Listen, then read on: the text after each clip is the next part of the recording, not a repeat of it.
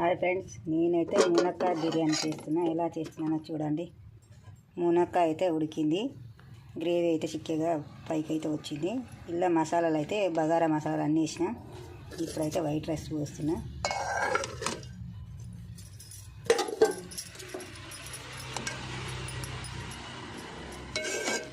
White rice పోసి 4 మూలలు ఒక్క తీరుగా అనుకున్నా.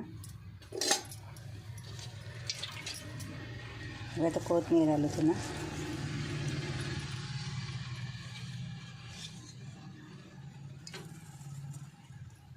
కొత్తిమీర వేసినాక ఇగో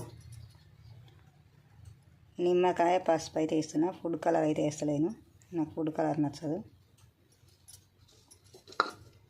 ఒక 10 నిమిషాల తర్వాత చూద్దాం ఈ బిర్యానీ ఎలా అవుతుంది. ఇది 10 నిమిషాల తర్వాత బిర్యానీ ఎలా వచ్చిందో చూద్దాం.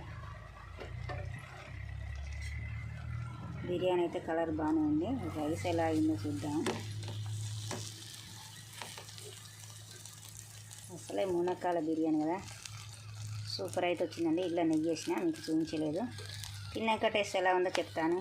బాయ్ మరి.